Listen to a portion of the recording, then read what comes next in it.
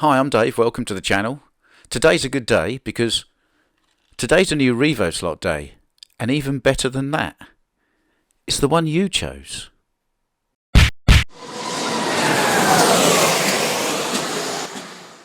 Recently, I set up a poll on my community tab on my YouTube page asking you folks to decide between two Revoslots, either the 911 GT2 with a Repsol livery or the yellow Hafer Dodge Viper.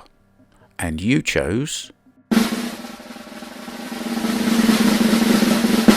Repsol 911, and I'm very pleased that you did. So let's get straight on with it and unbox the car. So all the usual things you'd expect from a Revoslot: the standard cardboard box, saving the planet one slot car box at a time. And there's the car, and all the other usual goodies that you get with a Revoslot, including stickers. We always like stickers.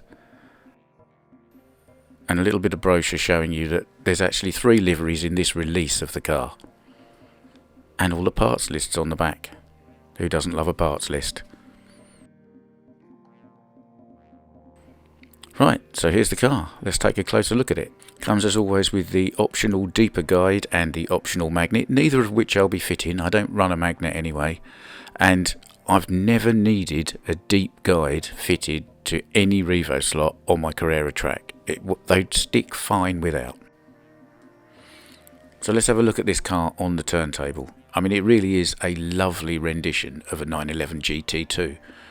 One small point to make about this: while it's called a 911 GT2, this car raced in GT1 class. We'll get to a bit more of that later on. This is a Kramer Motorsport Porsche, and it seems to be a fairly unique version of the Repsol livery in that down the blue side of it they have a night scene, and down the orange side of it they've got the same scene but in daylight. Well, kind of sunset but shadows. I had a quick look on the internet, and I confess I didn't look particularly hard, but I couldn't find any other uses of this particular Repsol livery on any other cars. So I think this was just used on this car in the 1996 season. It did get raced in 1998 season, but it had a traditional Repsol livery on it then. This livery had gone by that point. As for this car itself, it arrived with no defects, no little bits fallen off or anything. If I'm being picky, I think the lacquers are a little bit dry in a few places. It probably could have put a bit more on. But other than that, I really can't fault it. The detailing is perfect. It's got a fairly flooded cockpit with a little fire extinguisher in it. The driver sort of disappears about the waist level. Overall, really pleased with it. Excellent car, excellent value for money. A little bit more than some cars normally, but the quality and the detail, and obviously the mechanics underneath it, are second to none. For fellow race nerds, this I believe is the chassis number of the original car, and it raced really one main season, the 1996 BPR Global GT series. And it was campaigned in that series by 1993 Le Mans 24-hour winner Christophe Bouchot, Thomas Saldana, who is a Spanish guy who raced in about 8 or 9 Le Mans through the 1990s, and Alfonso de Orleans Bourbon. I hope I haven't murdered that name too much. Or, as his friends call him, the 7th Duke of Galliera. He's a proper Spanish toff. Lots of money. Went on to found his own racing team a couple of years later. As I mentioned before, this car's racing history was far from illustrious. As you can see, in its first race it failed to finish, brackets engine. In its second race it failed to finish, brackets engine. In its third race, racing as a number 47, it managed to finish 42nd. In its fourth race, it failed to finish, brackets engine. And then it has one more GT1 race in 1998 under the more traditional Repsol livery. And that seems to be all there is about that car. If you watch my channel at all, you'll know this isn't the first Revoslot car I've got. I've got 3 others. They're all in what you might call the under 2 litre historic touring car class, so they're all the smaller Revoslot cars than this particular one. So I thought we might as well compare the latest one I got, the BMW 2002, with this car. Now obviously the 911 is physically a much bigger car, and if I turn them over you can see the Porsche has a much wider track, although the wheelbase is pretty much the same length. The Porsche also has a pre-drilled hole and a pre-milled slot to take the LED and the switch for the Carrera Digital chip. Although when we get to the inside of the car, you'll see that while the hole for the LED is useful, the slot for the switch is completely redundant due to the way the inside of the car is designed. So let's have a look inside. One other difference between this and the other Revoslots I've got is the body screws on this go through complete holes in the chassis, whereas on the other cars they are slotted holes.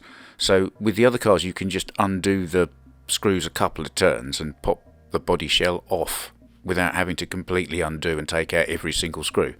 On these you have to take them all out completely, and they are really long screws for some reason. So inside the Revoslot 911, the interior is very lightweight.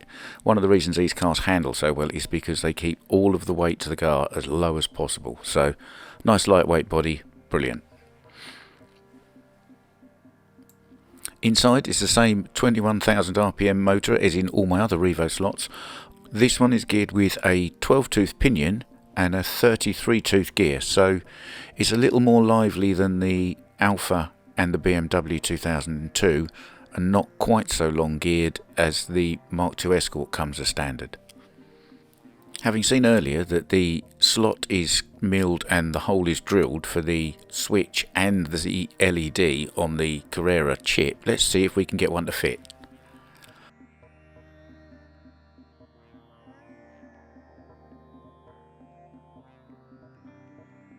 Not a chance. As you can see, while the LED hole is drilled in the right place, the body mounting pin screw is so close to it you would never fit the Carrera chip in. So why they've bothered with milling the Carrera switch hole, I just don't know. As it stands, the best thing to do is stick my favourite FT-Slottechnik chip in here. So this is what we're going to do now. If you want to see this in more detail, there are other videos on my channel explaining this step by step, so we'll just speed through this.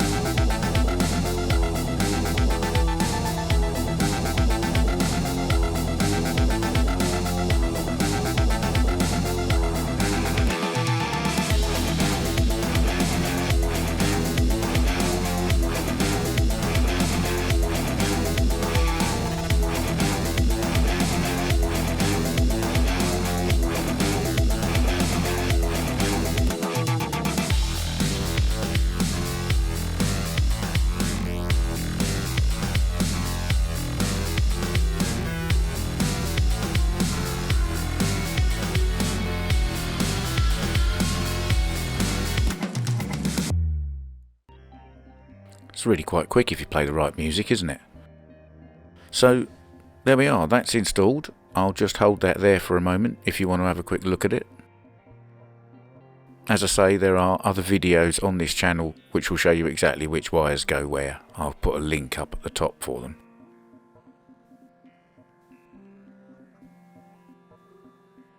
Right, let's get the body back on this and go to the track.